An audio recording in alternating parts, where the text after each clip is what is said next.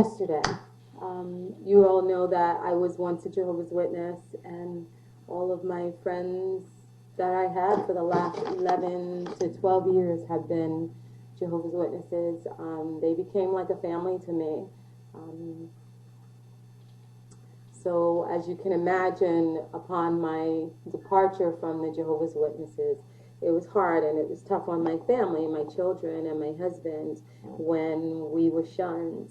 What we decided to do as Jehovah's Witnesses, because of all that we learned about their satanic background, as far as Freemasonry, the New World Order, everything, and also learning that within the Watchtower organization, to this day, not only did it begin with Charles Taze Russell, the inclusion of Freemasonry into the Jehovah's Witnesses practices and rituals, but it continues down to this day. There are Freemasons that secretly run the Watchtower. Upon us learning all of that, and then learning that they changed the scriptures and that their doctrines do not harmonize with scripture at all. So because of that, they had to change key words and things like that. Once we discovered it, we couldn't stay connected to something that wasn't true anymore. I could no longer perpetrate a lie. I couldn't knock on doors and tell people that this was the truth when I knew in my heart that it was a lie and that it would lead people to the slaughter. I couldn't do that.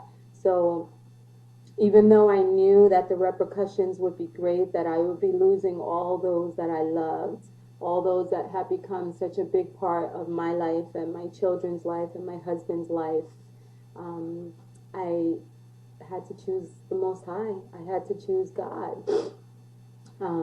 So as a result, because Jehovah's Witnesses only fellowship with other Jehovah's Witnesses, and they exclude members of the world and also even family members that are not Jehovah's Witnesses, your circle of friends and associates are within that organization.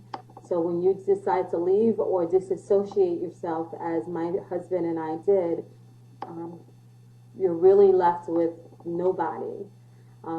Thank goodness all of the people that knew us before we became Jehovah's Witnesses knew what type of people we were, and they loved us, although even when we left the Witnesses, and they were such a big support, and so were our family members that are not Jehovah's Witnesses as well. So really the purpose of this video is to explain to you, as a result of that background information that I gave you, what happened. That was an event, a big event for me yesterday. Because Jehovah's Witnesses shun members that choose no longer to agree or believe in Jehovah's Witnesses, and they disassociate them, or I disassociated myself. Because of that, the members that are still under the mind control and still part of the Jehovah's Witnesses organization are not allowed to dialogue, to say hello or even a greeting. They get this from one of Paul's letters about not speaking to someone who is no longer with the faith.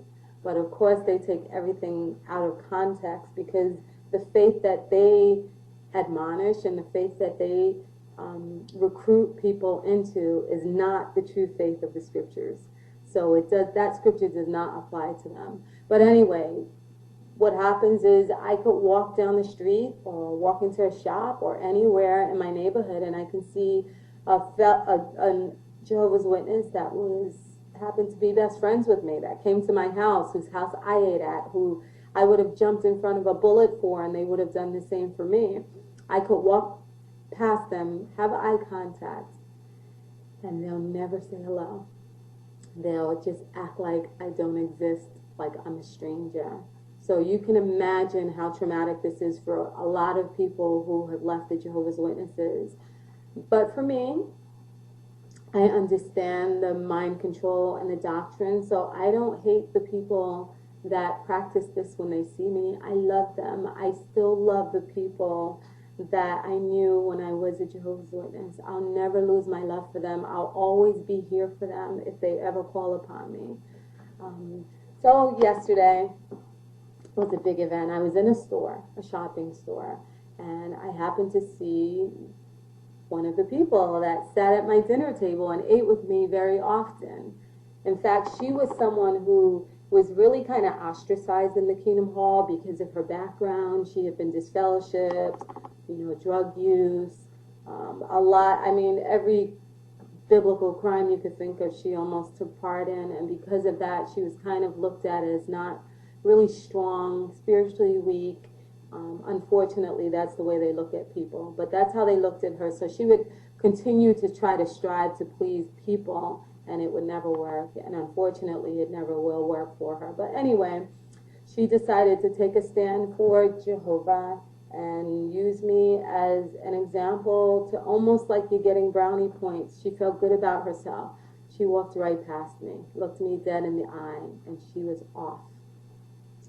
So I said to myself, I said to the Most High, I said, the next time I see her in this store, if I see her again, I have to speak.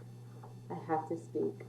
So guys, somehow I went to check out, and right in front of me on the line that I thought to go to was the lady. She was there.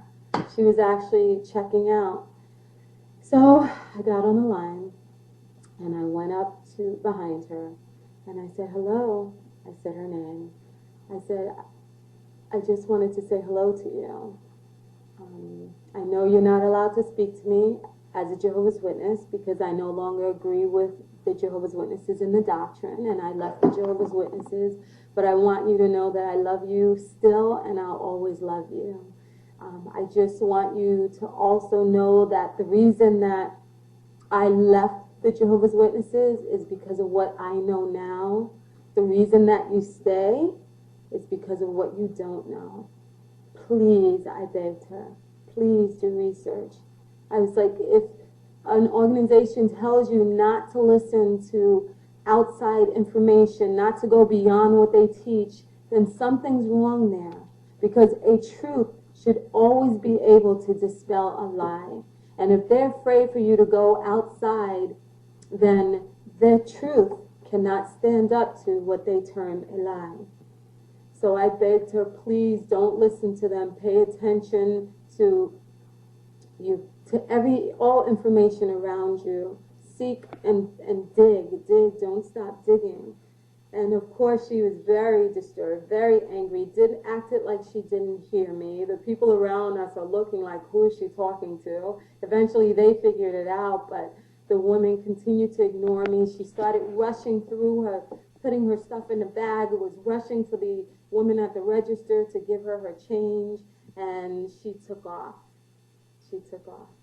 I knew that would happen, but I just wanted to let her know that I loved her and make a point. And what's funny is when I got to the register, the woman asked me what was that all about, the lady at the register. And I gave her a brief explanation. And she said, I always said that no matter what religion a person is in, love covers everything. And she's like, that's not love. That's not love. When someone can know you and shun you like that, that's not love. And you know what? I have to agree, especially when scriptures are applied and that organization is not backed by the Most High God. So that was my big event yesterday. My goal is to say something to every witness that I knew that I might see. And just say hello. Tell them that I love them. Tell them that it was my choice to leave. No one disfellowshipped me or anything. I disassociated myself, and that I left because of what I know now. You stay because of what you don't know.